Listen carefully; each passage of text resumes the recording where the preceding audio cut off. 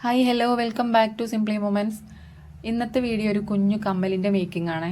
അപ്പോൾ അതിനായിട്ട് ഞാനൊരു ഗ്ലാസ് ഷീറ്റാണ് എടുത്തിട്ടുള്ളത്. ഈ ഗ്ലാസ് ഷീറ്റിൽ ഗ്ലൂ അപ്ലൈ ചെയ്ത് കൊടുക്കുകയാണ് കേട്ടോ. പിന്നെ നമുക്കതിലൊരു വൈറ്റ് ഹാഫ് ബീഡാണ് ഒട്ടിച്ചു കൊടുക്കുന്നത്.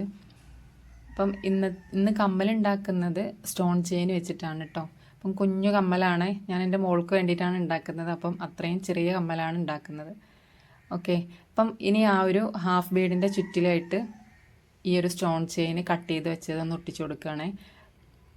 ചുറ്റിലും ഒട്ടിക്കുന്നില്ല, കുറച്ച് സ്പേസ് അവിടെ ഇട്ടിട്ടുണ്ട് കേട്ടോ. ആ ഭാഗത്തൂടെ നമുക്ക് ഈ സ്റ്റോൺ ചെയിനാണ് ഒട്ടിച്ചു കൊടുക്കുന്നത്. ഇപ്പോൾ ഒരു കുട്ടി തട്ടിട്ട് നിൽക്കുന്ന ഒരു ഫീല് തോന്നുന്നുണ്ട് എനിക്ക് കേട്ടോ. ഓക്കെ, അപ്പം ഇനി ബാക്കിയുള്ള സ്പേസിലും കൂടെ ആ ഒരു സ്റ്റോൺ ചെയിൻ തന്നെ ഒട്ടിച്ചു കൊടുക്കുകയാണേ. അപ്പോൾ ഇത് രണ്ടാമത്തെ ലെയർ ഒട്ടിക്കുന്നത് ഫസ്റ്റ് നമ്മൾ ഒട്ടിച്ചതിനേക്കാൾ ഒരു സ്റ്റോണിൻ്റെ ലെങ്ത്ത് കൂടുതൽ എടുത്തിട്ടുണ്ട് കേട്ടോ. അപ്പം രണ്ടറ്റത്തുള്ളത് കുറച്ച് ലെങ്ത്ത് കുറവായിരിക്കും, പിന്നെ സെൻറ്ററിലോട്ട് വരുന്നോറും ലെങ്ത്ത് കൂടിയത്, അങ്ങനെയാണ് കേട്ടോ. അപ്പോൾ ഇത് ചെറിയ കുട്ടിക്ക് വേണ്ടിയിട്ടുള്ള കമ്മലാണ്, 4 വയസ്സായ കുട്ടിക്ക് വേണ്ടിയിട്ടുള്ളതാണ്. അപ്പം വലിയവർക്ക് വേണ്ടിയിട്ടുള്ളതാണെങ്കിൽ നമുക്കിത് അത്യാവശ്യം ലെങ്ത്തിലെടുക്കാം. അപ്പോൾ ഇത് ഞാൻ ചെറുതാണ് ഉണ്ടാക്കുന്നത്.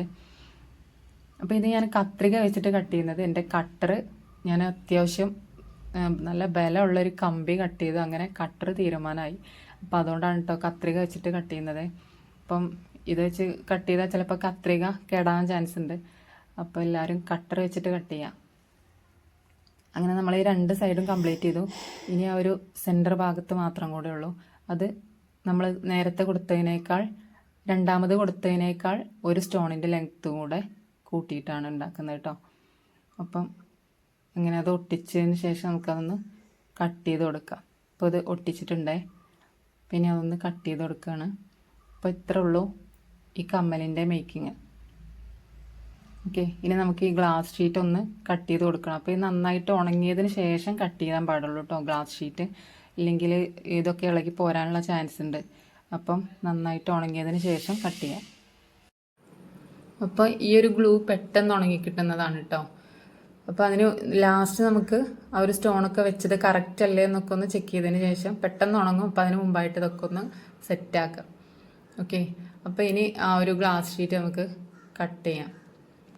നിങ്ങൾക്ക് എല്ലാവർക്കും എൻ്റെ വീഡിയോ ഇഷ്ടമാവുകയാണെങ്കിൽ സബ്സ്ക്രൈബ് ചെയ്തൊന്ന് സപ്പോർട്ട് ചെയ്യണേ. അതേപോലെ കമൻറ്റും ലൈക്കും ഒക്കെ ഒന്ന് ചെയ്യുക.